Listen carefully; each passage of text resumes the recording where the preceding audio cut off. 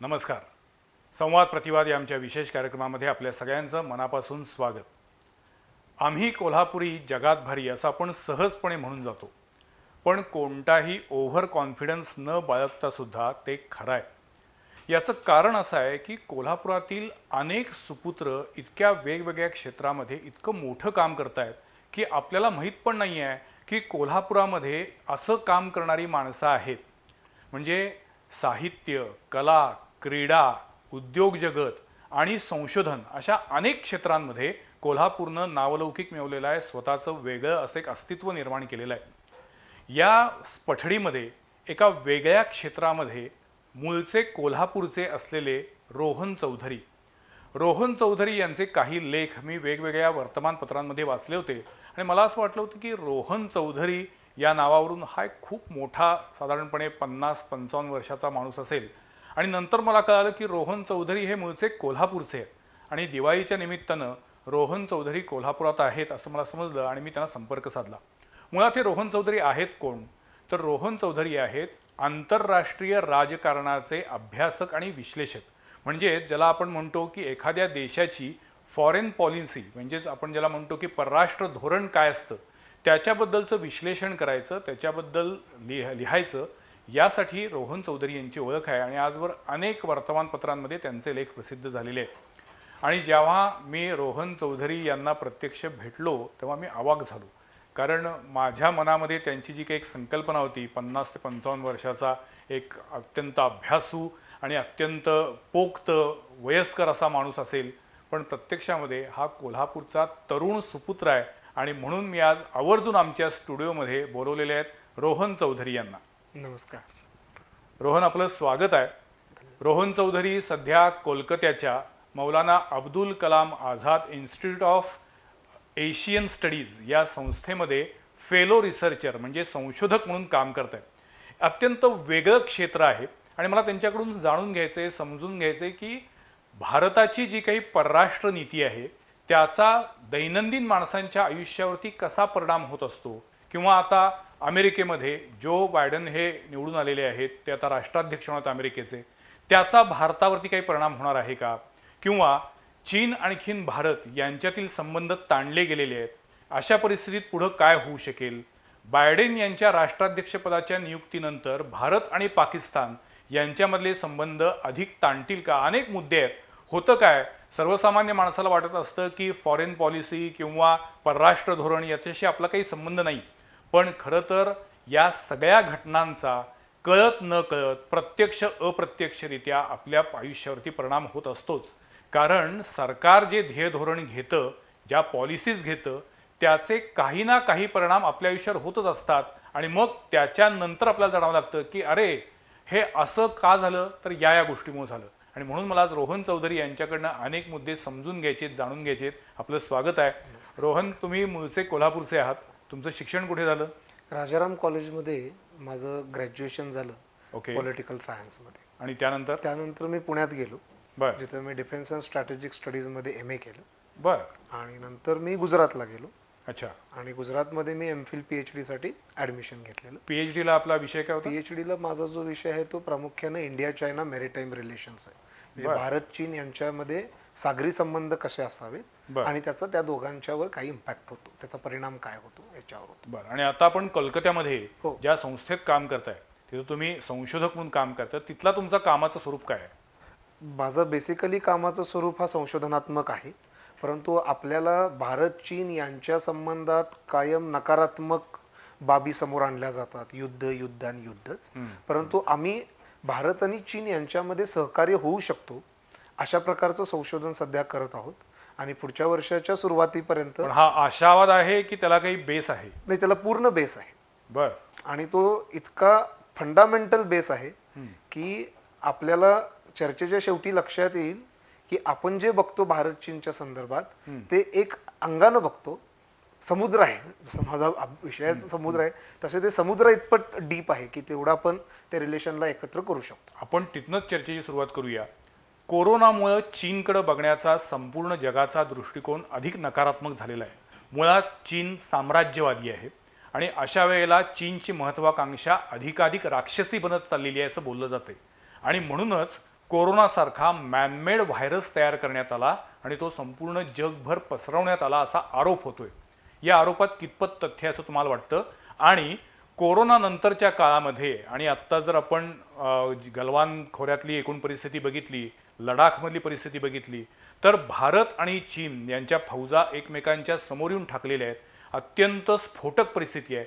अशा काळात सुद्धा या दोन देशांमध्ये, भारत आणि चीनमध्ये पुन्हा एकदा सौहार्दाचे संबंध निर्माण होतील असं तुम्हाला का वाटतं? तुमच्या प्रश्नाचं उत्तर देण्याच्या आधी मला बी न्यूजचे आणि तुमचे मनपूर्वक आभार व्यक्त करायचे आहे. नाही, आम्ही तुमचे आभार मानतो. कारण सध्या ग्लोकलचा जमाना आहे. म्हणजे ग्लोबलायझेशन प्लस लोकलायझेशन. आणि बी न्यूज सारख्या अत्यंत लोकप्रिय परंतु स्थानिक वृत्तवाहिनीनं इतक्या मोठ्या विषयावर आणि इतक्या कळीच्या मुद्द्यावर मला बोलवलं, याबद्दल मी तुमचं मनपूर्वक आभार व्यक्त नाही, करतो. कोल्हापूर म्हणजे केवळ तांबडा पांढरा रस्सा नाही आहे. इथं बौद्धिक भूक असलेले पण अनेक लोक आहेत. आणि मला असं तो वाटतं की मला स्वतःला या विषयावरती कुतूहल आहे की सध्याच्या एकूण राजकीय जागतिक स्तरावरती काय चालू आहे, आपण नेमके कुठं आहोत हे समजून घेऊया. सो आपण भारत आणि चीन यांच्यातील संबंधापासून सुरुवात करूया. भारत आणि चीन यांच्यातील आत्ता जो गलवान खोरे आणि कोरोना आहे, याच्यातला पहिल्यांदा जो तुमचा प्रश्न आहे त्याचं खरं उत्तर आहे की त्यात तथ्यता कमी आहे. चीनमध्ये कोरोना पसरला हे मान्य आहे. चीननं कोरोनाची निर्मिती केली याबद्दल आपल्याला थोडंसं वाद करावा लागेल की ते खरं आहे का खोटं आहे. कारण साशंकता आहे. कारण आजच जर तुम्ही वर्तमानपत्र वाचलं तर काही संशोधकांनी असं सांगितले की कोरोनाचा पहिला रुग्ण हा इटलीमध्ये सापडलेला आहे. पण आपण त्याच्यात नको जायला. परंतु याला चीन जबाबदार आहे का? तर 100% जबाबदार. तो कसा? चीननं ज्या वुहानमध्ये जेव्हा आपल्याला पहिला पेशंट सापडला त्यावेळी चीन स्वतःला जागतिक नेतृत्वाच्या स्पर्धेत आता अमेरिकेपेक्षा एक पाऊल पुढे टाकतो. त्यावेळी ही चीनची नैतिक आणि एक जबाबदारी होती, कर्तव्य होतं चीनचं की आपण वेळीच या रोगाला आळा घातला पाहिजे. परंतु त्यांनी तसं न करता WHO आपल्या दावणीला बांधलं, ज्याला आपण वर्ल्ड हेल्थ ऑर्गनायझेशन म्हणतो, त्याला दावणीला बांधलं आणि त्याच्यानंतर त्याचा इम्पॅक्ट आपल्या नेतृत्वावर होईल म्हणून चीन प्रत्येक गोष्ट लपवत गेला. परंतु कोरोनापासून काही लपणं शक्य नव्हतं. कारण तो रोग आता आपण बघतोय, व्हायरस आहे तो, त्यामुळे झपाट्यानं पसरत गेला जगभर. त्यामुळे चीनला जर जबाबदार धरायचं असेल तर चीन त्याला प्रतिबंध घालू शकला नाही. चीनची जी राजकीय व्यवस्था आहे त्या व्यवस्थेनं जो सेंट्रलायझेशन त्यांच्यात होतं, केंद्रीकरण होतं आणि शी जिनपिंग यांचं नेतृत्व होतं, ते कुठंतरी धोक्यात येऊ नये म्हणून चीन जास्तीत जास्त संरक्षणात्मक गेला, बचावात्मक गेला आणि त्यामुळं कोरोनाचा जो उद्रेक झाला तो आपल्याला आत्ता दिसतो. म्हणजे साधी गोष्ट होती की ज्या चीनमध्ये जेव्हा कोरोनाचा पेशंट सापडला तेव्हा चीननं जर आंतरराष्ट्रीय विमानांना, हवाई वाहतुकांना जर त्याच वेळी बंदी घातली असती, बॉर्डर सील करायला पाहिजे होत्या, ते चीननं नाही केलं आणि त्यामुळं 100% चीन जबाबदार आहे. परंतु त्याचा कोरोना हा मॅनमेड आहे का नाही हे अजूनपर्यंत ठोस आपल्याला सांगता येत नाही. चीनबद्दल आपली नकारात्मक भूमिका असेल त्यामुळे आपण कदाचित म्हणू की बाबा हा चीनच केलेला आहे. कदाचित अमेरिकेचा एक प्रपोगंडा असेल की आता अमेरिका आणि चीन यांच्यामध्ये कटथ्रोट कॉम्पिटिशन आहे की नेतृत्वाची इतकी लढाई की 49-51 आहे, कोण 49 असतं कोण 51 असतं. अशा परिस्थितीत अमेरिकेचा ही राजकीय चाल असू शकते की आता चीनला आपण बदनाम, एस्पेशली ट्रम्प यांची चाल असू शकते होती की आपण याला बदनाम करूया. पण कोरोनाच्या आधीपासून सुद्धा चीनचं साम्राज्यवादी धोरण आहे आणि चीननं ज्या पद्धतीनं, ज्याला आपण चायना मार्केट म्हणतो, ते संपूर्ण जगभर पसरवलं.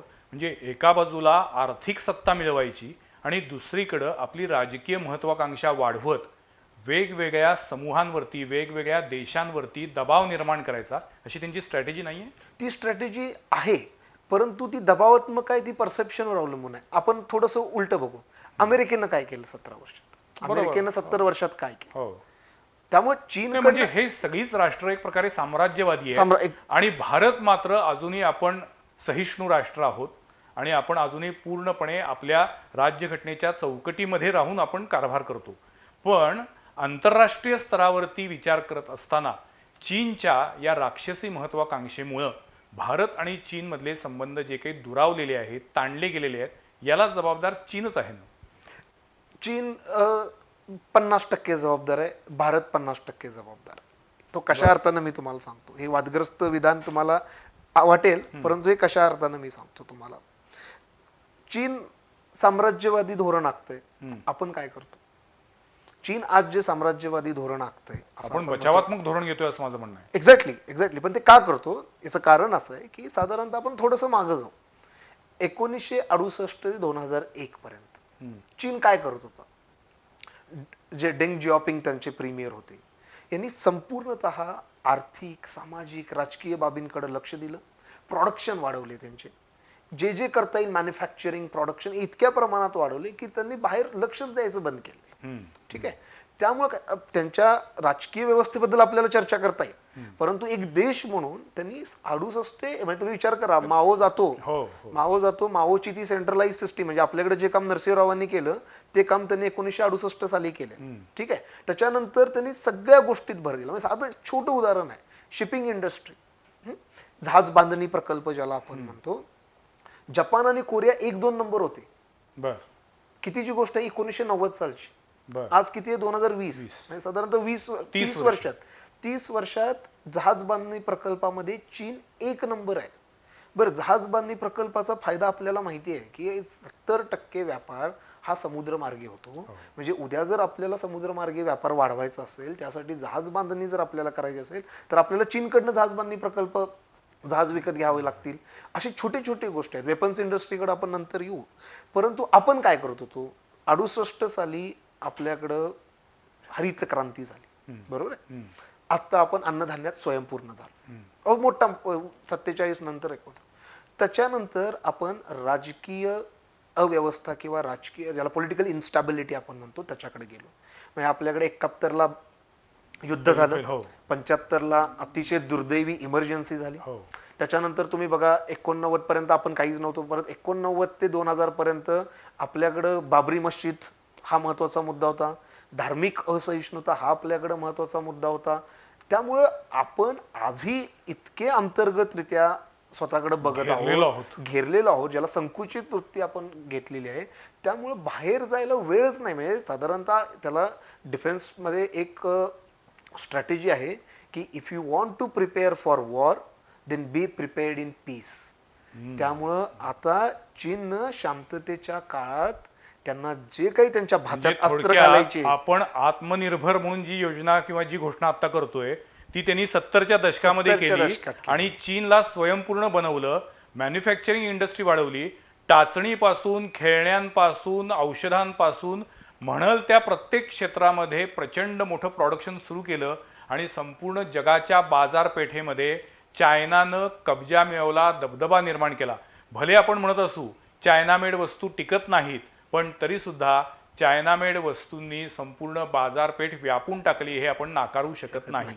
खरं. आणि त्याला म्हणजे आपण आत्ममग्न होत आहोत. हो, अगदी आत्ममग्न होतं. त्यामुळे काय होतं, मला सुरुवातीला फार महत्वाचं विवेचन केलं की आपल्या रोजच्या जीवनात परराष्ट्र धोरणाचा संबंध आहे. म्हणजे तुम्ही सकाळी उठल्यानंतर जो चहा करता, त्या सिलेंडरचा किंमत ही भारत-इराण संबंधावर अवलंबून आहे.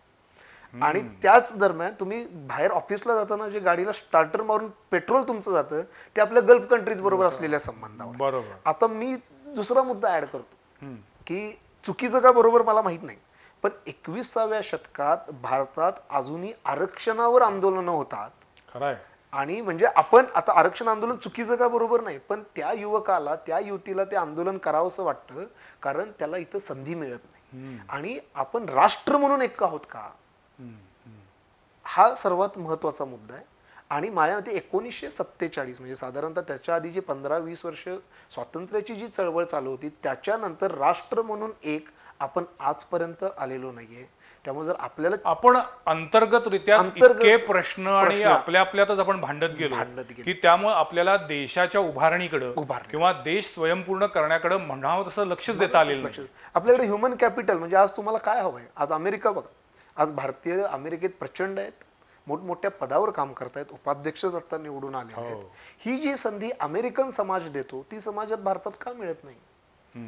त्यामुळं तुम्ही, तुमच्याकडे अण्वस्त्र बॉम्ब आहेत, तुम्ही चीन तुम्हाला 2 मिनिटात तुमची राख रांगोळी करेल दोघे एकमेकांना. परंतु आपल्याला त्या मार्गाने जायचं आहे का? आजचा लढा हा आर्थिक आहे आणि तो आर्थिक पद्धतीनंच लढायला पाहिजे हे चीनला आधीच कळालेलं आहे. पण लडाख असेल, गलवान खोरा असेल, अरुणाचल प्रदेश असेल, ज्या पद्धतीनं चीन भारताचा भूभाग बळकावण्याचा प्रयत्न करतोय, त्यासाठी मिलिटरी पॉवरचा वापर करतोय, हे बघितल्यानंतर भारताच्या परराष्ट्र धोरणामध्ये बदल करून अधिक आक्रमक व्हायला पाहिजे असं वाटत नाही? आक्रमकता ही पर्स्पेक्टिव्हवर अवलंबून आहे की तुम्ही कशा पद्धतीनं आक्रमक होणार आहात. पण देश गिळंकृत करायला येत असतील, आपल्या जर सीमा असुरक्षित असतील, तर गप्प कसं बसून चालेल?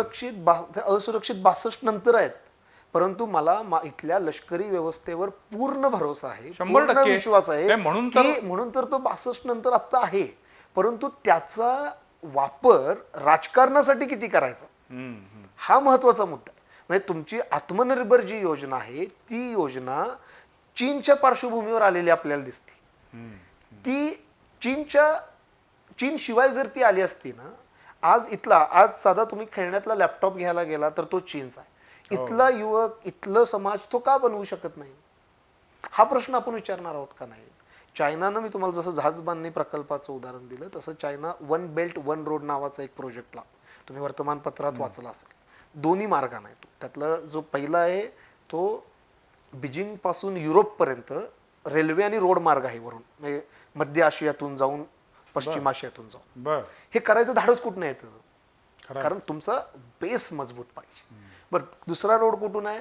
तो परत शांघाय पासून, कलकत्त्यापासून ते आफ्रिकन खंडापर्यंत, ज्याला मेरिटाईम सिल्क रूट म्हणतात. तो चुकीचा का बरोबर यात मी आता जात नाही, परंतु ती करायची ताकद कुठून येते?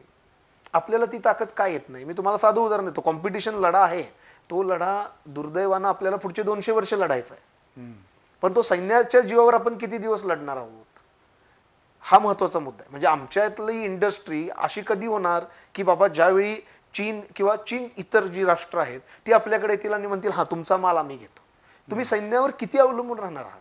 नाही, पण सामरिक बळ हा एक मुद्दा झाला आणि तुम्ही म्हणताय त्यानुसार स्वयंपूर्ण सर्व प्रकारच्या उत्पादनांच्या बाबतीत स्वयंपूर्ण होणं हा वेगळा भाग झाला.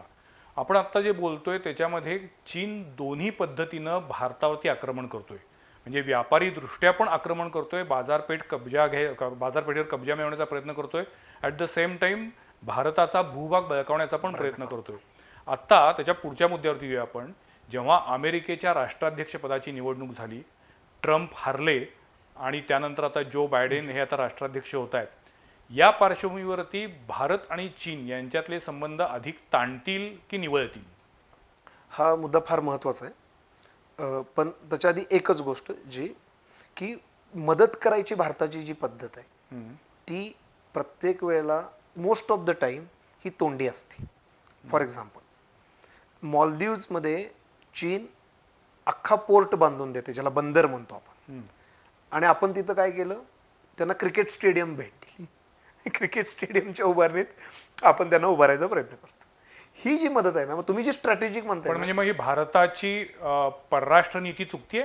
परराष्ट्र नीती चुकते म्हणण्यापेक्षा ना त्याचा पर्स्पेक्टिव्ह जरा बदलायला पाहिजे, आणि तो बदलायचा आहे ना, तो कसा आहे तो मी तुमच्या प्रश्नाच्या उत्तर द्यायच्या आधी की तुम्ही जो गलवान खोरा हे केलं ना की चीनला आपण कोंडीत पकडू शकतो. तो कसा पकडू शकतो? पर्स्पेक्टिव्हवर चेंज. म्हणजे आपली ही most of the perspective continental mindset आहे. म्हणजे आपण भूभाग वगैरे बनतो, कारण इतिहासात आपल्याला जे आक्रमण झालेलं आहे ते वरून झालेलं आहे, म्हणजे अफगाणिस्तानातून आले वगैरे हे झालं. पण आपल्याला हे आपण लक्षात घेत नाही की साऊथकडचं जे चोला घराणं होतं, विजयनगर हे होते, हे सगळे फार फिजीपर्यंत जाऊन आलेले आहेत. बरोबर आहे.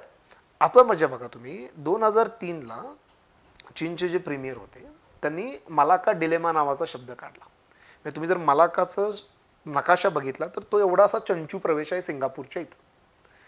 तिथून 70% व्यापार हा चीनचा त्या भागातून होतो. 2001 साली वाजपेयी यांनी अतिशय महत्त्वाचा निर्णय घेतलेला आहे. म्हणजे उद्या जर तुम्ही मला वाजपेयींच्या बद्दल लिहायला सांगितलं तर तुम्ही तो निर्णयाबद्दल लिहिणार, त्या निर्णयाबद्दल लिहिणार, अपार्ट फ्रॉम कवी वगैरे याच्यात. त्यांनी काय केलं, अंदमान निकोबारमध्ये ट्राय सर्व्हिस कमांड निर्माण केली.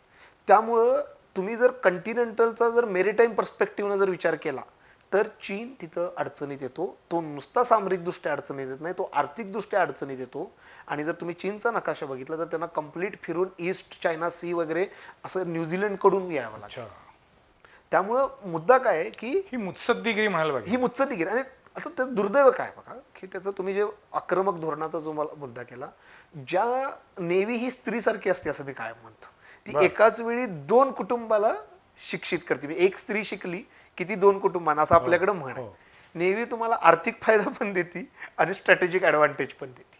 बरं. पण त्याला आपल्याकडं 17% पेक्षा जास्त बजेटमध्ये गुंतवणूक नाही आहे त्यांची, तरतूद नाही आहे त्यांची. बर. परत जसं चायनानं शांघाय निर्माण केला, ठीक आहे, आपण फार तुमच्या प्रश्नाकडे येतो. चायनानं शांघाय निर्माण केला. आपल्याकडं तुम्ही सांगा मला, मुंबई, चेन्नई आणि कलकत्ता सोडले तर आत्ता कोणतं बंदर गेल्या 40 वर्षात विकसित झालेलं आहे मला सांगा? कोणतंही नाही. रत्नागिरी आपल्याकडे आहे, कोची जयगड आहे, आहे. भरपूर आहेत. आपण आपलं काय झाले, युपी, बिहार, दिल्ली, आपल्याला वर बघायची सवय लागलेली आहे. आपण जर खाली बघितलं तर आमचं संशोधन असं सांगतं, माझा स्वतःचा असा विश्वास आहे की मी टेलिग्राफमध्ये त्याच्यावर लेखही लिहिलेला आहे की भारताला चॅलेंजेस हे मेरिटाईम आहे आणि त्याच्याकडं आपण बघितलं पाहिजे. चीननं फक्त 1995 साली तैवान क्रायसिस झाला, अमेरिकेनं जहाज पाठवलं, त्याचा अपमानाचा बदला म्हणून चीननं मेरिटाईम डॉम एवढं हे केलेलं आहे. आता प्रश्न बायडनचा, ठीक आहे. मुळात आपल्याला अमेरिकन पॉलिटिकल सिस्टीम किंवा डिसिजन मेकिंग प्रोसेस समजून घ्यायला लागेल. आपल्याला जे आत्ता जे बायडनच्या बाबतीत म्हटलं जातं ना की पाकिस्तानला थोडंसं सॉफ्ट कॉर्नर मिळेल, ते मला वाटत नाही. बरं. कारण आज अमेरिकेसमोर सर्वात मोठं जर आव्हान काय असेल तर ते दहशतवाद. चीन आहे. चीन आहे. अच्छा. चीन आहे. तुम्ही 2015 नंतर ट्रम्पला एवढी मतं मिळण्याचं एक कारण असं आहे की ट्रम्प यांनी चीन विरुद्ध बरोबर आम्हीच लढा yes, देऊ शकतो yes, yes. हे त्यांनी फार खरं. बिंबवलेलं आहे. हो, आणि अगदी त्यांच्या FBI पासून ते सगळ्या लोकांनी सांगितलं की आम्ही करू शकतो. चीन विरोधात कठोर भूमिका घेतली. घेणारा असं- हा एकमेव ट्रम्पनी स्वतःबद्दल तयार केलेलं इमेज होती. इमेज होती आणि ती कोरोनानं त्यांना हे केलं. हो. आता तुम्ही लक्षात घ्या, अमेरिकेचा जो डिसिजन मेकिंग आहे ना, ती इंटरेस्ट ग्रुपवर चालते. अमेरिकेचं इंटरेस्ट कशात आहे? आज कोणताही, तुम्ही आणि मी जरी अमेरिकेचे राष्ट्राध्यक्ष झालो तरी तुम्हाला सर्वात मोठं आव्हान चीनचं आहे. चीनला त्यांच्या देशात, त्यांच्या रिजनमध्ये आव्हान देणारा एकमेव देश आहे तो म्हणजे भारत. हम्म. चीन आणि पाकिस्तान यांची मैत्री जगजाहीर आहे. हो. अशा काळात बायडेन जेव्हा आता जानेवारी महिन्यात कारभार घेतील, तेव्हा त्यांच्यासमोर जेव्हा हे सगळं चित्र उभं राहील, तेव्हा ते भारताच्या बाजूनच उभे राहणार, या बाबतीत मला डाऊट नाही. इनफॅक्ट शत्रूचा शत्रू तो आपला मित्र या नाही ना. या न्यायानं. आणि दुसरं, हे वाक्य मी अधोरेखित करतो, भारताला जेवढी अमेरिकेची गरज आहे त्याच्यापेक्षा जास्त आज अमेरिकेला भारताची गरज आहे. हे बदललेलं धोरण आपण लक्षात घेतलं पाहिजे. त्यामुळं अमेरिकेचं आपण इतका बागुलबुवा उभा केलेला आहे, अमेरिकेकडून आपण इतके प्रमाणपत्र घेतोय की भारत असं, भारत तसं काय. इनफॅक्ट अमेरिकेच्या धोरणाला भारताला तोटाच होतोय, एस्पेशली ट्रम्प यांच्या काळात.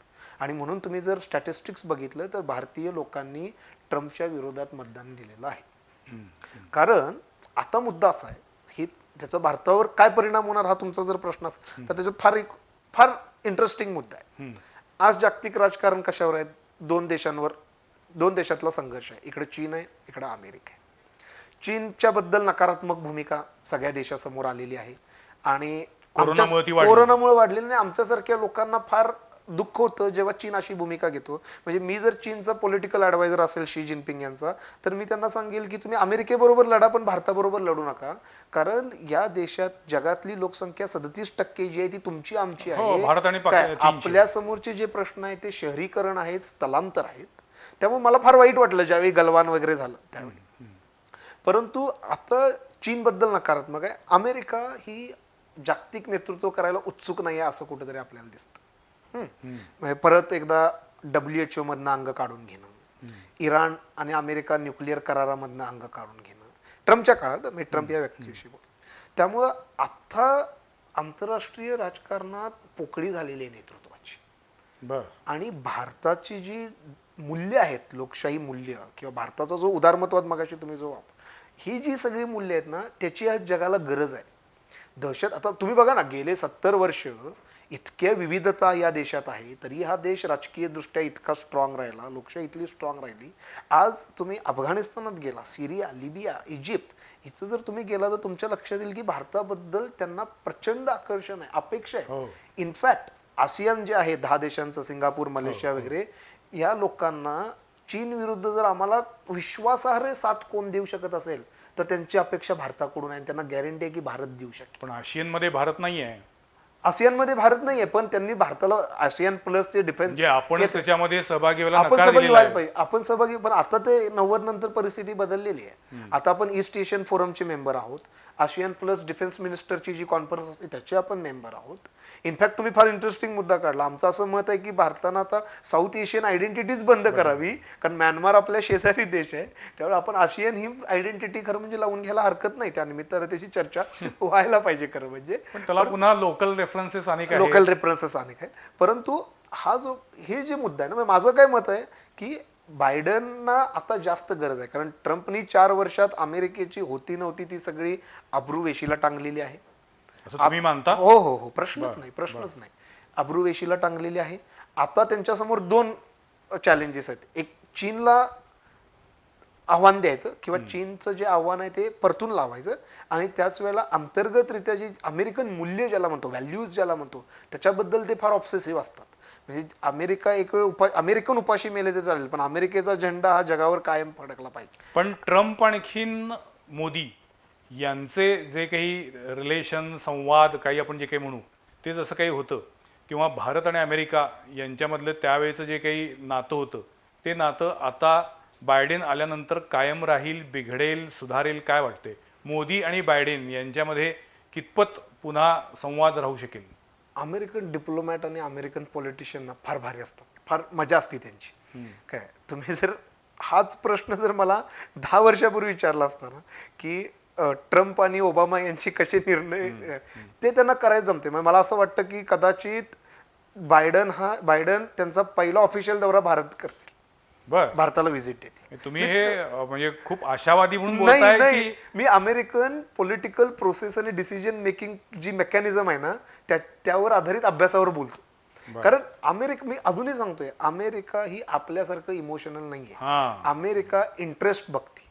आज आपल्याला मान्य असो अगर नसो, म्हणजे मोदींचं परराष्ट्र धोरण असो किंवा मनमोहन सिंगांचं असो, भारत त्यांच्या ह्युमन कॅपिटलमुळं जागतिक महाशक्ती अगदी. बनणार आहे. त्यामुळं भारतासारखा साथीदार त्यांना सोडून, तुम्ही कालच बघा ना, काल जेव्हा मोदी आणि बायडन यांच्यात बोलणं झालेलं आहे, त्यात त्यांनी जो मुद्दा घेतला त्यातला एक मुद्दा फार महत्वाचा होता, तो होता पर्यावरणाचा, ज्याच्यावर ट्रम्प भारतावर टीका करत होते. त्यामुळे बायडेन कदाचित भारताला व्हिजिट देणारे पहिले अमेरिकेचे अध्यक्ष होतील असं म्हटलं तरी ते पण म्हणजे मग भविष्यामध्ये भारत आणखीन अमेरिका यांच्यामधले संबंध अधिक दृढ होण्याची शक्यता आहे? आता संबंध कारण पुन्हा सर्वसामान्य माणूस काय म्हणतो, ज्याला देणं घेणं नाहीये, राजकारणी संबंध नाही, त्याच्या दृष्टीने काय असते,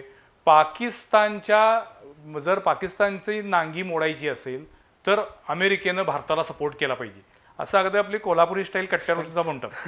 तर त्या दृष्टीनं मला असं वाटतं की एकीकडं बायडेन यांचा कल पाकिस्तानकडं आहे असं जेव्हा चित्र उभं राहतं, त्यावेळेला मग भारताचं नेमकं पुढं काय होणार? आणि शेवटी आज जगामध्ये चीन आणि अमेरिका या 2 महासत्ता आहेत, हे आपण नाकारून चालणारच नाही. आणि या 2 महासत्तांनी ज्या पद्धतीनं संपूर्ण जगातल्या राष्ट्रांना एक प्रकारे कायम इनसिक्युअर ठेवलेलं आहे, आणि त्यामुळं भारताला आरोग्य यंत्रणेपेक्षा सुद्धा आपल्या संरक्षण खात्यावरती अधिक खर्च करावा लागतो. हे एक प्रकारे म्हणजे अपयश आहे किंवा दुर्दैव आहे. म्हणजे खरं तर आरोग्य यंत्रणेवरती अधिक पैसे खर्च व्हायला पाहिजेत, पण आपल्या एकूण बजेटच्या जवळपास 35% इतकं बजेट आपण हे संरक्षण खात्यासाठी खर्च करतो. अर्थात ती गरज आहे. त्यामुळे आता आपल्याला पण ती गरज काय आहे, तर सतत असुरक्षिततेची भावना निर्माण केल्यामुळे. तर अशा वेळी अमेरिकेसारखी महासत्ता ही पाकिस्तानला सपोर्ट करेल का की भारताला सपोर्ट करेल, हा कॉमन माणसांच्या मनातला प्रश्न असतो. ती असुरक्षिततेची जी भावना आहे ना, ती भावना नाही, ते राजकारण आहे. कारण पाकिस्तान हा विषय मिलिटरीच्या अंगानं कधीच संपलेला आहे. म्हणजे आपण पाकिस्तानच्या संरक्षणाच्या विरोधात किंवा डिफेन्स करायचा आहे, त्याच्यात आपण इतके पुढे गेलेलो आहोत ना की कोल्हापुरी भाषेत मी तुम्हाला एक साधं उदाहरण देतो की वेस्ट इंडिज आणि भारत यांची 83 साली जेव्हा मॅच असायची तेव्हा वेस्ट इंडिज आपल्याला ताकदवान वाटायचं. पण आता भारत आणि वेस्ट इंडिज मॅच झाले की भारत जिंकणार. हो. आपल्यासमोर टार्गेट आहे ते ऑस्ट्रेलिया, ह्याचं टार्गेट. त्यामुळं आज पाकिस्तान ही झिम्बाब्वे टीम सारखी आहे. आणि मोदी सरकारचं हे यश आहे की त्यांनी ज्या पद्धतीनं सर्जिकल स्ट्राईक वगैरे केलेले आहेत त्यामुळे आता पाकिस्तानला लक्षात आलेलं आहे की इथून पुढं आपल्याकडे काही चालणार नाही. तुम्ही मला सांगा 2026-11 नंतर जो हल्ला, त्याच्यानंतर आजपर्यंत आपल्याकडे दहशतवादी हल्ले झालेत का? नाही झाले. त्यामुळं इथल्या राजकारणाची गरज आहे ती की पाकिस्तान विरुद्ध असुरक्षिततेची भावना निर्माण करणं. आपल्याला खरा धोका हा चीन आहे. आणि ते मी नाही सांगत आहे, जॉर्ज फर्नांडिस चीनकडनं धोका आहे असं जेव्हा आपण म्हणतो तो कोणत्या स्वरूपातला आहे? दोन्ही आर्थिक दृष्ट्या पण आणखीन सामरिक दृष्ट्या पण. बरोबर आहे काय, ह्याची जाणीव पहिल्यांदा जॉर्ज फर्नांडिस यांनी करून दिली होती. यशवंत सिन्हांनी पण सांगितलेलं 2003 साली की आपला खरा शत्रू हा चीन. म्हणजे यात नवीन काही नाही. ओके, त्यामुळे ती असुरक्षिततेची भावना पाकिस्तान विरुद्ध तो आता आपण इथनंच सुरुवात करूया की तो नाही आहे. पाकिस्तानच्या अंगात तेवढी धमक नाही आहे की तो येईल आणि भारताला त्रास देईल. आता चीनची जो पॉवर आहे ना त्याचं काय, त्याच्याही पेक्षा मला काय वाटतं की ती आर्थिक आणि सामरिक आहेच, परंतु ती जागतिक व्यवस्थेच्या अंगाने. म्हणजे कशी, चीन आपली जेव्हा महासत्ता होईल तेव्हा ती त्यांना अपेक्षित असेल जागतिक व्यवस्था निर्माण करेल. त्या जागतिक व्यवस्थेमध्ये भारताचं स्थान हे कायम शेवट असेल. म्हणजे समजा युनायटेड नेशनचा आपल्याला विस्तार करायचा, आज अमेरिकेच्या बाजूनं फ्रान्स आहे, ब्रिटन आहे. उद्या कदाचित अमेरिका जितकं अंग काढून घेईल तितकं चीन आणि फ्रान्स हे सगळे कदाचित एकत्र आले तर ते भारताला त्याचा प्रेफरन्स नाही म्हणा, तो कदाचित पाकिस्तानला मिळेल, छोटं राज्य. त्यामुळे ती जी जागतिक व्यवस्था आहे ना त्या जागतिक व्यवस्थेचा आपल्याला धोका आहे. आणि 1991 साली जेव्हा शीतयुद्ध संपुष्टात आलं तेव्हा भारत हारणाऱ्या बाजूने होता. म्हणजे सोव्हिएत युनियन हारलं, आपले सोव्हिएत युनियनचे संबंध होते. त्यामुळे 1991 साली आपण एकटं पडलेलो. आपल्याला जर इतिहास आपल्याला जर काढायचा तर तो धोका आहे.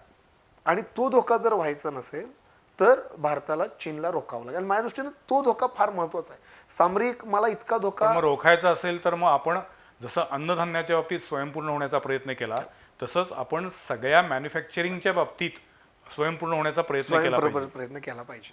म्हणजे हे केवळ आणि केवळ लढाई करून युद्ध करून सुटणारा प्रश्न नाही आहे, तर ही एक कंटिन्युअस प्रोसेस आहे. आणि इथल्या शेवटच्या घटकाला ते वाटलं पाहिजे की चीन विरुद्धचा लढा हा माझा लढा आहे आणि मी माझ्या परीनं जे जे योगदान करता येईल, मॅन्युफॅक्चरिंग असू दे, सर्व्हिस असू दे, सामरिक असू दे, किंवा त्याचा चायनाची उत्पादनं वापरणार नाही असं ठरवणं असू दे, किंवा ह्याच्याही पलीकडे जाऊन मी तुम्हाला सांगतो की आत्तापर्यंत चीन विरुद्ध हा डिस्कोर्स फार डॉमिनंट आहे, परंतु आपल्याकडं असे डिप्लोमॅट तयार झाले पाहिजेत, आमच्यासारख्यांनी इतकं संशोधन केलं पाहिजे की चीन आणि भारत एकत्र येणं ही काळाची गरज आहे.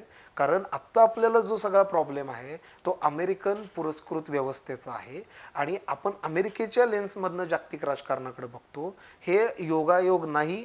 जिथं तुमचा मगाशी एक तुम्ही उल्लेख केलेला फार छान उल्लेख होता तो, जिथं बायडेन आणि ट्रम्प आणि चीन यांच्यात जसे वाद वाढत गेले तसं तुम्हाला भारतात तो पॅटर्न दिसेल बघा की आपल्याकडं पण मग बायकॉट चायना असेल किंवा ह्या दृष्टीनं आपल्याकडं पण वाढत गेले. आम्ही बायकॉट चायनावर एक सर्वे करत होतो, त्यात आम्हाला जवळजवळ 10 लोकांनी सांगितलं की कोरोना चीननं आणलाय म्हणून आम्ही चीनला विरोध करतो. त्याचा आर्थिक काही त्यावेळी संबंध नव्हता. आज माझ्यासमोरचा प्रश्न काय आहे की आज मॉलदीव्स हे नष्ट होण्याच्या मार्गावर, पर्यावरणाचा जो क्लायमेट चेंजचा प्रश्न. मग जगात जर महामारीसारखं संकट आलं, कोरोनानं आपल्याला कायम हे सांगून ठेवलं आहे, जागतिक महामारीचं संकट आलं तर ह्युमन लॉस कुणाचा होणार आहे? भारत आणि चीनचा होणार आहे. कारण लोकसंख्या जास्त आहे. आणि आपल्याला देशाचा विचार करायचा नाही. माझं अजूनही मत आहे की इथली आर्मी हे कम्प्लीट म्हणजे काहीच त्याच्यात डाऊट नाही की आपल्या सीमेचं संरक्षण करण्यासाठी ते आहेत, पण आपण आहोत का त्यांना साथ द्यायला? का त्यांच्यावर तो सगळा भार द्यायचा आहे? एक व्यक्ती म्हणून आपलं का युद्ध ज्वर पेटवायचं आहे? आता माध्यमात जर तुम्ही बघितला तर बऱ्याच वेळा हा युद्ध ज्वर दिसतो. म्हणजे असा शेंबड्या पोराला जरी विचारलं तरी तो म्हणेल की चीन आमचा दुश्मन आहे. तो आहे, पण तो दुश्मन मानत नाही, मी त्याला प्रतिस्पर्धी मानतो. आणि प्रतिस्पर्धी आणि दुश्मन ह्याच्यामध्ये एक फार मोठी लाईन आहे. ती लाईन आपल्याला काय असते त्याचा धोका पाकिस्तानच्या बाबतीत दिलेला आहे. पाकिस्तानच्या बाबतीत ना तुम्ही क्रिकेट खेळू शकता ना तुम्ही बॉलिवूड मधलं काही करू शकता. इतके टाईट कंपार्टमेंट आपल्याला नको आहे. जर आपल्याला जगाचा विकास करायचा असेल, आपल्याला भारताचा विकास करायचा असेल, हा पहिल्यांदा आशादायी तुम्हाला हा आशा वाटेल, परंतु 1991 सालचं मी परत एकदा उदाहरण देतो. इतिहास हा आपल्याला भविष्यकाळात चालण्यासाठी मार्गदर्शन करतो. 1991 सालची परिस्थिती तुम्हाला चांगली माहिती आहे. अमेरिका आपल्या बाबतीत किती नकारात्मक होती, परंतु 1991 नंतर आत्ता 2021 चालू होईल, त्यामध्ये अमेरिकेचे आणि आपले संबंध इतके चांगले झालेले आहेत की पटणार नाही कोणाला की बाबा अमेरिकेनं 1971च्या युद्धात पाकिस्तानला मदत करायला सपोर्ट केला होता. त्यामुळे ही घटना आपल्याला बदलावी लागेल. जसं आपण अमेरिकेत जातो, आता भारत आणि अमेरिकेचे संबंध का सुधारले, म्हणजे बायडनच्या प्रश्नाच्या अनुषंगानं त्याचं उत्तर आहे की भारत आणि अमेरिका ह्या दोन देशांचा संबंध राहिलेला नाही, ती आता एक व्यवस्था राहिलेली आहे. कारण अमेरिकन समाजाला भारतीयांचं ह्युमन कॅपिटल वापरायचं आहे, इथल्या मध्यमवर्गीय शहरी समाजाला अमेरिकेतली संधी मिळवायची. त्या लोकांनी, त्या समुदायानं भारत अमेरिका संबंध हे घट्ट केलेले आहेत. त्यामुळं अशी व्यवस्था आपण भारत आणि चीन यांच्यात निर्माण करू शकू का? पण आत्ता जर 2014 नंतर नरेंद्र मोदी पंतप्रधान झाल्यानंतर भारताची एकूण परराष्ट्र नीती बघितली तर तुम्हाला असं वाटतं की या नीतीचा जर विचार केला तर चीन हा आपल्याशी मैत्रीचा हात पुढे करू शकेल किंवा करेल? तुमच्या चॅनलवर पहिल्यांदा मी हे सांगतो, खरं म्हणजे अशी परिस्थिती आत्ता आहे की मोदी हे दुसरे नेहरू आहेत. फारच वादग्रस्त विधान आहे. मोदी हे दुसरे नेहरू आहेत. याचं कारण तुम्ही जर पॅरलेल बघितलं 1950 ते 1964 आणि 2014 ते 2021चा जर कालखंड बघितला, नेहरू जसं चीनला चुचकारत होते किंवा नेहरूंची जशी अपेक्षा होती की चीनबरोबर आपले संबंध चांगले पाहिजेत, तसंच मोदींना वाटत होतं. मोदी आणि शी जिनपिंग यांच्यात 17 वेळा बैठक झालेली, कदाचित कुठल्याही पंतप्रधानाच्या काळात एवढी बैठक झालेली नव्हती. मोदींनी अजून त्याच्यात सहजता आणण्यासाठी इन्फॉर्मल मीटिंग चालू केली. बरोबर आहे. मोदींनी 2017 साली सिंगापूरमध्ये शांग्रीला डायलॉग नावाचा एक डायलॉग असतो, तो फार प्रेस्टिजियस डायलॉग असतो. तिथं मोदींचं कीनोट स्पीच होतं, तुम्ही अजूनही जाऊन गुगलमध्ये काढा, सगळ्या आशियन फार प्रेस्टिजियस डायलॉग असतो तो. त्याच्यामध्ये त्यांनी सांगितलेलं की भारत आणि चीन यांच्यामध्ये 62 नंतर जरी संघर्ष असेल तरी एकही गोळी झाडली गेलेली नाही. त्याचवेळी 21व्या शतकात जर चांगली जागतिक व्यवस्था उदयास यायची असेल तर भारत आणि चीन यांनी एकत्र यायला पाहिजे. हीच भाषा नेहरूंची होती. म्हणजे तुम्हाला आश्चर्य वाटेल खरं म्हणजे हीच भाषा नेहरूंची होती. परंतु मी मगाशी जे म्हणलं ना, आमच्यासारख्या आम्ही मोदींचे सपोर्टर होतो त्या बाबतीत. काय, कारण चीनचा प्रश्न समजून घेण्याची ताकद मोदींच्यात आहे असं माझ्यासारख्या अभ्यासकाला विश्वास होता. आता नाही. नाही काय होतं परत मी जो तुम्हाला जे म्हणलं ना मगाशी, एक छोटासा मुद्दा जो होता ना की अजूनही आपण कंटिनेंटल माइंडसेटनं त्याच्याकडे बघतोय. मला मोदींच्या काळात अपेक्षा होती की तो मॅरिटाईम माइंडसेटनं बघायला यावं. ते गुजरातचेच आहेत, त्यांना पण सागरी सीमा आहेत काय त्यांना, आणि ते बऱ्याच वेळेला परदेश दौरे केले, त्यांना त्याची जाणीव आहे. आणि दुसरं होता याचं कारण असं आहे की मला असं वाटतं की भारत चीन यांच्यातला जो प्रश्न आहे तो सुटला पाहिजे.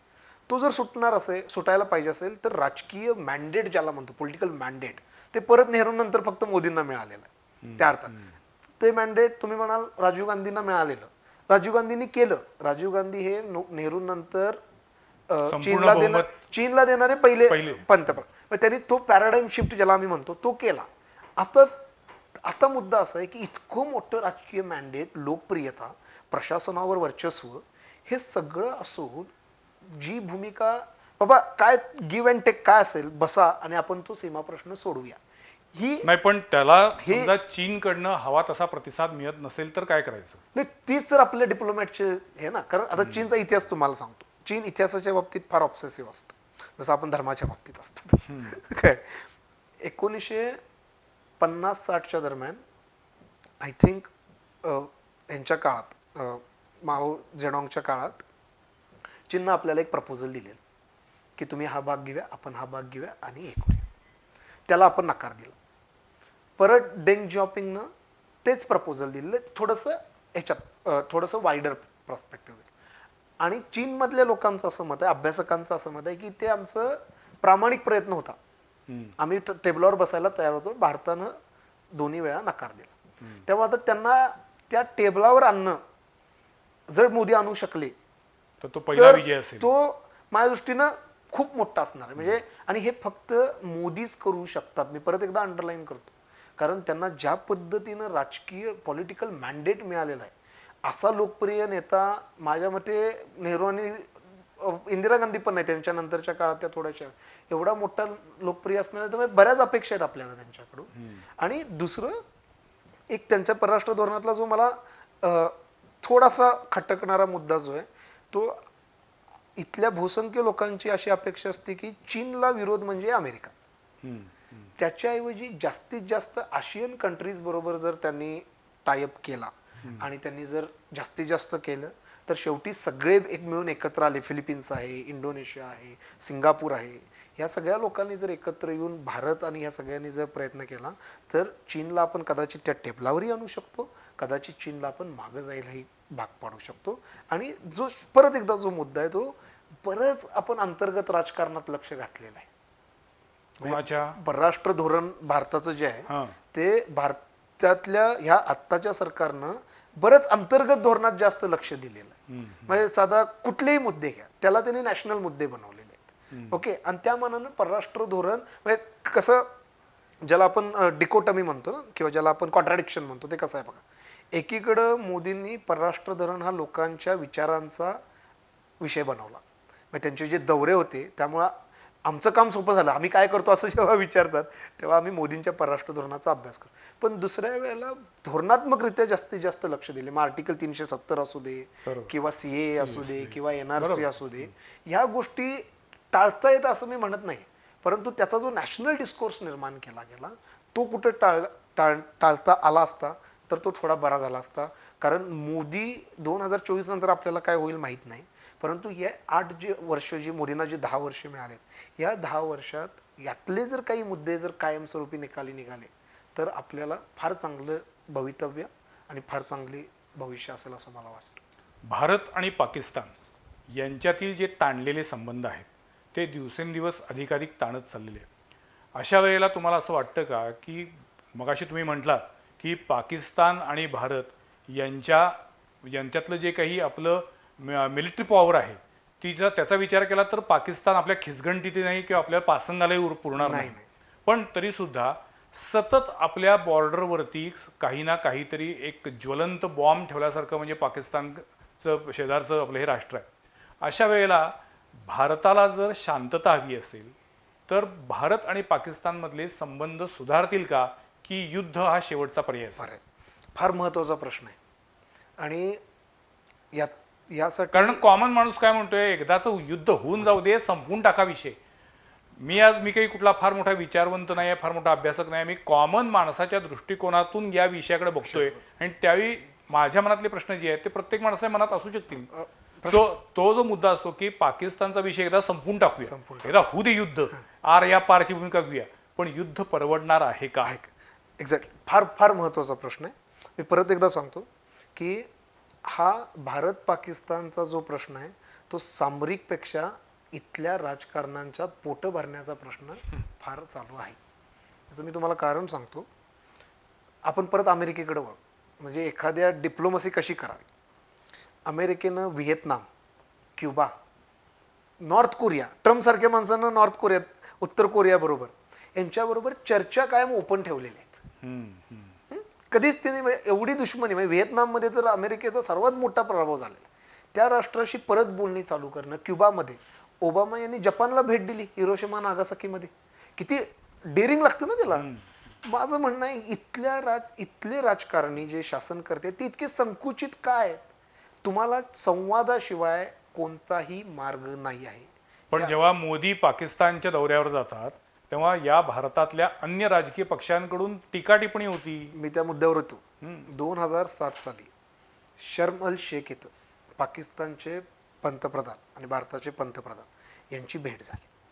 त्या भेटीवरून त्यावेळेच्या विरोधी पक्षनेत्यांनी पण इतकाच दंगा घातला. आपल्याला तेच आहे ना, प्रत्येक गोष्टीचं राजकारण करायचं. म्हणून मी म्हणतोय की हे बघा, परराष्ट्र धोरण परराष्ट्र- आणि राजकारण या दोन वेगळ्या वेगळ्या गोष्टी गोष्टी आहेत, हे समजून घेतलं समजून पाहिजे. घेतलं पाहिजे. समजून आपण त्याला डोमेन म्हणजे अजूनही मला असं वाटतं की इथल्या राजकारण्यांना कदाचित ते अपेक्षित असावं की भारत पाकिस्तान हा आंतरराष्ट्रीय प्रश्न नाहीये, तो द्विपक्षीय प्रश्न नाही, तो इथल्या भारतीय राजकारणासाठी वापरण्याचा प्रश्न आहे. तेवढंच त्याचा उपयोग ते किंवा करतात. इव्हन पाकिस्तानमध्ये पण असंच असेल. पाकिस्तानमध्ये असंच आहे. पाकिस्तानमध्ये पण मला सतत मी भारताला भारतीयांच्या mature- विरुद्ध द्वेष आणि गर्व ओकणं आणि Exactly. त्याच्यातून स्वतःची खुर्ची स्वतःची ठेवणं त्यांच्याकडनं ती अपेक्षा आहे. कारण तो देश तशा अर्थानं डेव्हलप नाही, weak आहे. खूप वीक आहे.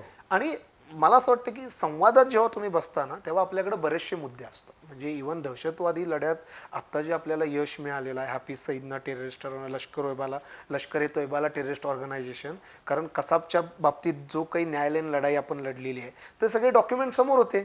त्यामुळे पण रोहनजी, कॉमन माणूस काय म्हणतो की ज्यावेळी ओसामा बिन लादेननं जेव्हा अल कायदानं अमेरिकेवरती हल्ला केला, त्यानंतर 4 वर्षामध्ये अमेरिकेनं ओबामाला शोधून काढून त्याचा खात्मा केला. म्हणजे त्यांनी आक्रमक इतकी भूमिका घेऊन करून दाखवलं. आणि आपण अजूनही इतक्या वर्षामध्ये आपण दाऊद इब्राहिमला शोधू शकत नाही, त्याला ताब्यात घेऊ शकत नाही, त्याला संपवू शकत नाही. मग आपण एक प्रकारे दुबई बोटचेपी भूमिका घेतोय का? नाही, संवादाचा अभाव ना. आता साध्या लोकांना म्हणजे तुम्ही सामान्यातल्या सामान्य माणसाला माहिती आहे की पाकिस्तानच्या मदतीशिवाय अमेरिका ओबामाला मारू शकत नाही. सामान्यातल्या सामान्य माणसाला माहिती आहे, त्याशिवाय शक्यच नाही ना. आता आपल्याकडे संवादच नाही आहे. आणि जेव्हा संवाद केला गेला की मोदींची इमेज अशी काही केलेली की पाकिस्तानात जाऊन बिर्याणी खाऊन आला. हो. हे चुकीचं आहे. इथल्या राजकीय पक्षांना हे कळालं पाहिजे की हा विषय राजकारणाचा नाही आहे. उद्या जर दुसऱ्या पक्षाचा जरी पंतप्रधान झाला तरी त्याला ते बोलायला गेलंच पाहिजे. आणि मी तुम्हाला तेच म्हणतोय, संवादातून जेव्हा तुम्ही जाल, संवादाचं किंवा त्यालाच मुत्सद्देगिरी त्यालाच म्हणतात. मुत्सद्देगिरी म्हणतात. आणि जो सामान्य माणसाचा मुद्दा आहे, समजा आपण पाकिस्तानवर अणुबॉम्ब टाकला, युद्धच करायचं आहे ना आपल्याला, ते अणुबॉम्बचंच युद्ध होणार आहे, ते काय बॉर्डरवर युद्ध होणारच नाही आहे. जर समजा पाकिस्तान खलास झाला, पाकिस्तानकडे सेकंड स्ट्राईक कॅपॅबिलिटी आहे, त्याच्यात जर मुंबई आणि दिल्ली संपलं तर तिची तयारी आहे आपल्याला? हा प्रश्न सामान्य माणसाला विचारायला पाहिजे. इम्पॉसिबल. आणि मुंबई जर गेली, कल्पना सुद्धा करवत नाही. त्यामुळं सामान्य माणसाचं जे मत आहे ना ते इथल्या राजकारण्यांनी बनवलेलं आहे प्रत्येक वेळेला. की बाबा तुम्ही मनमोहन सिंग भेटले की ते राष्ट्रद्रोही, मोदी भेटले की ते पाकिस्तान प्रेमी. हा जो डिस्कोर्स आहे ना तो डिस्कोर्स युद्धापेक्षा खतरनाक आहे. कारण अशानं प्रश्न सुटणारच नाहीत ना. आपल्याला प्रश्न सोडवायचे आहेत का नाही, कुणीही सोडू दे. म्हणजे तुम्ही आणि मी सामान्य माणूस, हो, अगदी. आपल्याला काय शांतताच हवी आहे. कोणत्याही माणूस ते कोणीही सोडू दे, त्यांना त्यांचं क्रेडिट घेऊ देत, ते परत निवडून येऊ देत, तो त्यांचा प्रश्न आहे. ती पॉलिटिकल राजकीय प्रक्रिया.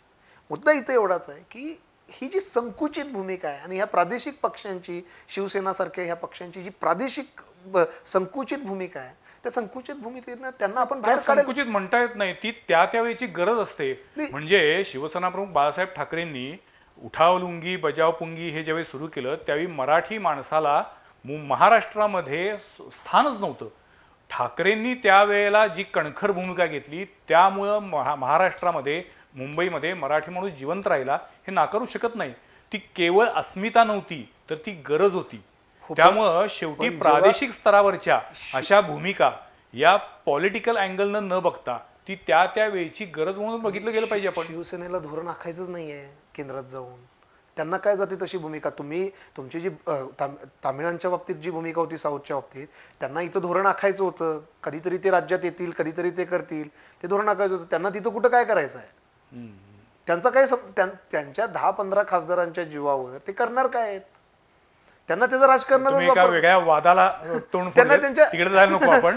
पण मला विचारायचंय की आपण जेव्हा परराष्ट्र धोरण म्हणतो, परराष्ट्र नीती म्हणतो, तुम्हाला गेल्या 25 वर्षामध्ये भारताची परराष्ट्र नीती आक्रमक होताना दिसते की मवाळ होताना दिसते?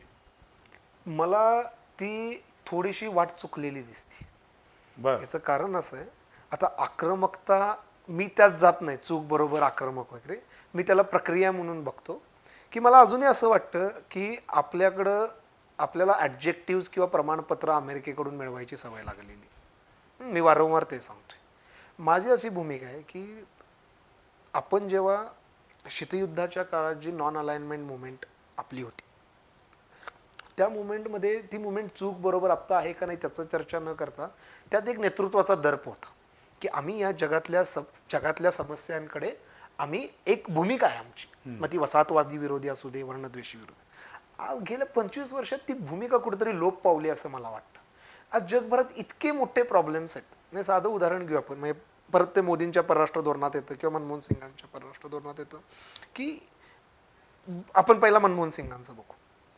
इजिप्त, लिबिया, सिरिया यामध्ये अमेरिकेनं लोकशाहीच्या नावाखाली अक्षरशः देश उखडून टाकले.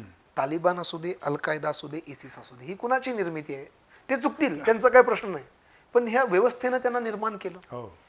त्याच्याबद्दल आपण काही बोललो नाही. म्हणजे मला आश्चर्य वाटतं, इजिप्तमध्ये इतका सगळा गोंधळ चालू होता. भारत हा लोकशाहीवादी देश आहे, त्याचं उदाहरण आहे समोर. त्यांनी फक्त निवडणूक आयुक्त पाठवलं, इजिप्तची निवडणुका कशा घ्यायच्यात. आपली काही भूमिका नाही.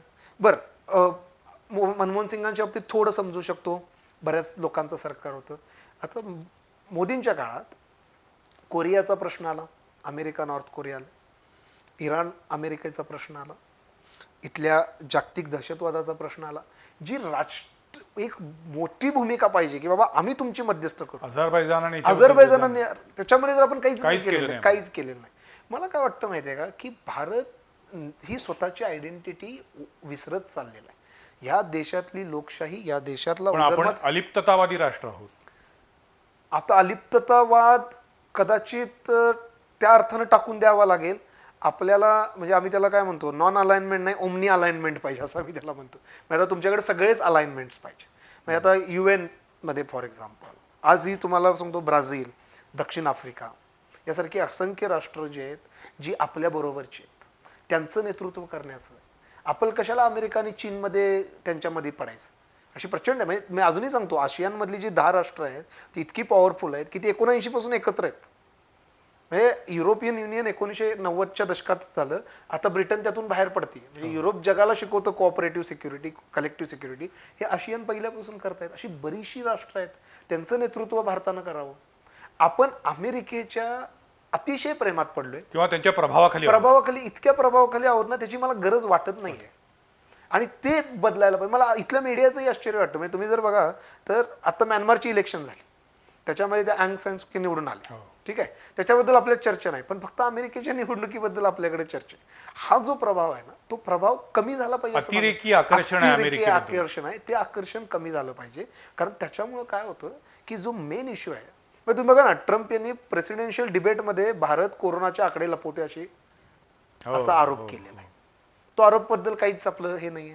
त्यामुळे अमेरिकाच्या इतक्या जवळ जाणं हे भारतीय परराष्ट्र धोरणातलं 25 वर्षातलं अपयश आहे असं मला वाटतं.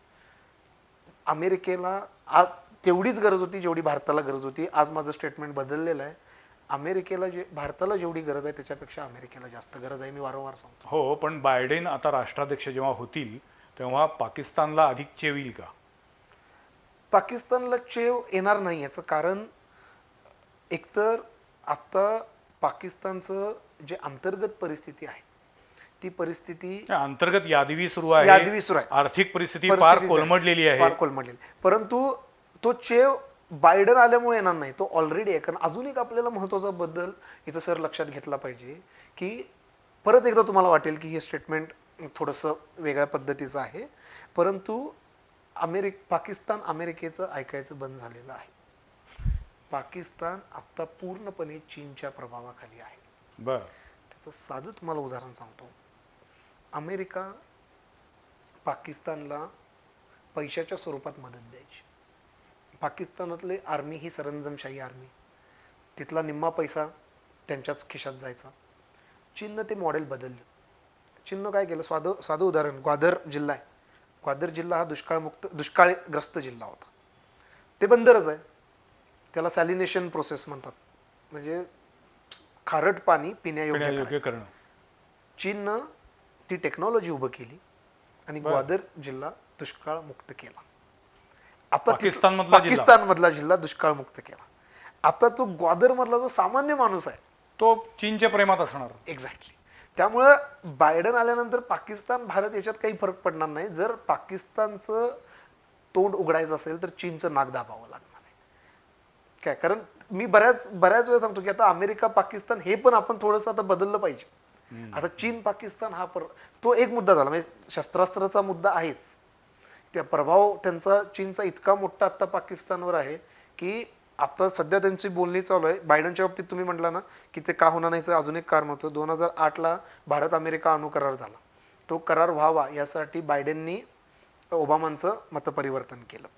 तसाच करार पाकिस्तान करण्याची त्यावेळी मागणी करत होतो, तुम्ही कदाचित वर्तमान, पण बायडननी ते होऊ दिलं नाही. कारण बायडन, लक्षात घ्या, बायडन हे आपल्यासाठी जरी नवीन असले ना तरी ते जवळजवळ 50-60 वर्ष तिथल्या राजकारणात अनुभवी ते फॉरेन पॉलिसी कमिटीचे चीफ होते. अच्छा. त्यामुळं आपल्याला बायडन नवीन आहेत, परंतु अमेरिकेचं नस माहिती असलेला परराष्ट्र धोरणाचा असा हा माणूस आहे. त्यामुळं ते जेव्हा राष्ट्राध्यक्ष म्हणून जानेवारी महिन्यात शपथ घेतील किंवा कार्यभाग सोडतील तेव्हा ते भारताचाच विचार करणार, कारण भारताशिवाय त्यांना दुसरा ऑप्शन आत्ता तरी नाही. खूप गहन विषय आहे, खूप प्रश्न आहेत, पण मला आता शेवटी माझा वेळ संपत आल्यामुळे मला एवढंच विचारायचं आहे की भारताची एकूण जर परराष्ट्र धोरणाची पद्धत बघितली तर तुमच्यासारखे संशोधक, अभ्यासक हे त्याचं स्वागत कराल की याच्यामध्ये काही ड्रास्टिक चेंज होण्याची तुम्हाला गरज वाटते? मी जसं बोललो तसं फार ड्रास्टिक चेंज होण्याची गरज आहे. आणि ह्या मुलाखतीनिमित्त मी फार आशादायी आहे, कारण माझ्या दृष्टीनं परराष्ट्र धोरण हे परराष्ट्र मंत्रालयापुरतं सीमित न राहता या देशातल्या शेवटच्या घटकापर्यंत तो परराष्ट्र धोरणाची चर्चा व्हावी, ही माझी पहिल्यांदा अपेक्षा आहे. आणि त्यासाठी इथल्या खासदारांनी आपल्या जनतेला सांगायला हवं, आपल्या मतदारांना सांगायला हवं की मी संसदेत परराष्ट्र धोरणाच्या बाबतीत पण चर्चा केली. हा त्यातला पहिला मुद्दा आहे, माझी राजकारण्यांकडनं अपेक्षा आहे. दुसरा जो मुद्दा आहे तो स्टेटस को ज्याला म्हणतो, म्हणजे भारत असू दे, पाकिस्तान असू दे, गेले 40-50-60 वर्ष स्टेटस कोच परिस्थिती आहे. किती पंतप्रधान आले, किती गेले, त्यात काही बदल होईल का? त्यात बाबतीत मला मोदींच्याकडनं अपेक्षा आहे. मोदींच्या अपेक्षा म्हणजे मोदी प्रेमापोटी म्हणत नाही, ज्याला राजकीय परिस्थिती त्यांच्या बाबतीत जी अनुकूल आहे ती त्यांना आहे, ती मला थोडीशी दिसत नाहीये इथं. आणि भारताचं परराष्ट्र धोरण, तुम्ही जो आक्रमक शब्द वापरला ना, तो आक्रमक हे आपलं उदाहरण आहे, हे आपलं मॉडेल आहे, हे लोकशाहीचं मॉडेल आहे, इथल्या विविधतेचं मॉडेल आहे. ते मॉडेल आपण किती एक्सपोर्ट करतो इकॉनॉमिक भाषेत, आणि आज प्रचंड लोकांना गरज आहे त्याची. पण काय झालेलं आहे, मगाशी जो मुद्दा मांडला तो अतिशय महत्त्वाचा आहे की दिवसेंदिवस प्रत्येक देश हा आपल्या संरक्षणाच्या बद्दल अधिक जागरूक होत चाललेला आहे.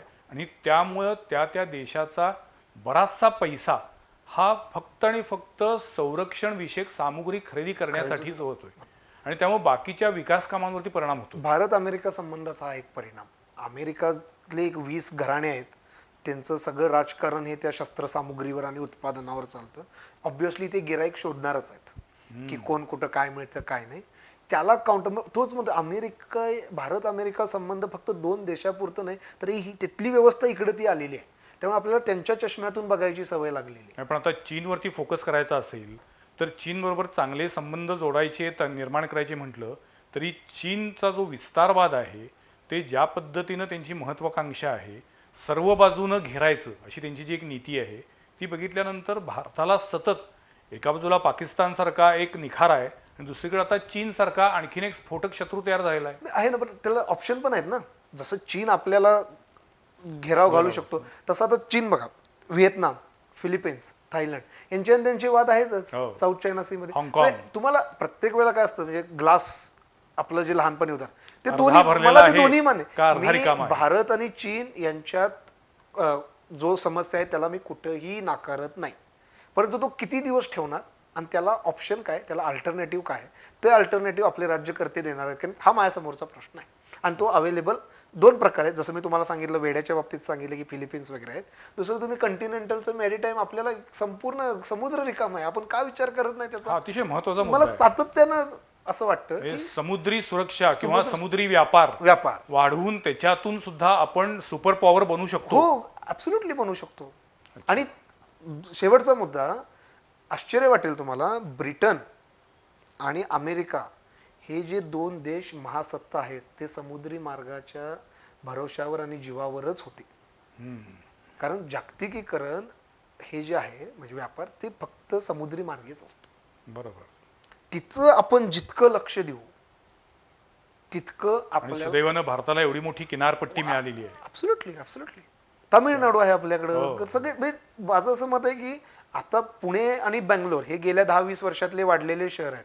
माझी अशी इच्छा आहे, तुम्ही जे परराष्ट्र धोरणाचा जो मुद्दा काढ, माझी अशी इच्छा आहे की असे 10 साऊथकडची मेरीटाईम हब तयार व्हायला पाहिजे, जिथून व्यापार व्हायला पाहिजे. मला असं वाटतं की या निमित्तानं आज आपण एका वेगळ्या विषयावरती चर्चा केली. रोहन चौधरी आज आपल्या स्टुडिओमध्ये आलेले आहेत आणि मला असं वाटतं की भारताच्या परराष्ट्र धोरणाचा थेट किंवा इनडायरेक्ट कसा परिणाम होतो हे त्यांनी आपल्याला सुरुवातीलाच सांगितलं. मग तो अगदी गॅस सिलेंडरच्या बाबतीतला मुद्दा असेल किंवा पेट्रोलच्या बाबतीतला असेल. परराष्ट्र धोरण हे कोणत्याही देशाच्या त्याच्या प्रगतीसाठी किंवा अधोगतीसाठी दोन्हीसाठी कारणीभूत ठरू शकतं. आणि रोहन चौधरी यांनी या तरुण वयामध्ये परराष्ट्र धोरणाबद्दल केलेला अभ्यास, संशोधन आणि विश्लेषण अत्यंत महत्त्वाचं होतं. मला गेल्या 10 वर्ष मी आता हा संवाद प्रतिवादचा कार्यक्रम करतोय, पण रोहन चौधरींसारखे तरुण जे कोल्हापूरचे आहेत हे या वयामध्ये इतका व्यापक विचार करतायत. अजून 10-15 वर्षानंतर त्यांच्या ज्ञानाच्या कक्षा अजून विस्तारलेल्या असतील, अधिक ते आपल्याला माहिती देऊ शकतील आणि मग रोहन चौधरी हे आमचे कोल्हापूरचे आहेत असं आपण ताठपणाने सांगू शकू. आज रोहन चौधरी आमच्या स्टुडिओमध्ये आले आणि या विषयावरती बोलले. अत्यंत अभ्यासूपणानं बोलले, परखडपणानं, स्पष्टपणानं बोलले. काही जणांना मतं पटतील, काही जणांना पटणार नाहीत, परंतु प्रत्येकाचं मत असू शकतं आणि ते प्रत्येकाला पटलंच पाहिजे असं अट्टास धरून चालणार नाही. त्यामुळे रोहन चौधरी यांनी परखडपणे विश्लेषण केलं, याबद्दल मी त्यांचे आभार मानतो. तुम्ही पण बोलवल्याबद्दल खूप खूप खूप आभार. पुन्हा पुन्हा तुम्हाला मी बोलवू. थोडासा क्लिष्ट विषय आहे, पण आम्हाला समजून घ्यायचा आहे. पुढच्या सोमवारी पाहायला विसरू नका आणखीन एका विषयावरील चर्चा संवाद प्रतिवादमध्ये. तोपर्यंत नमस्कार.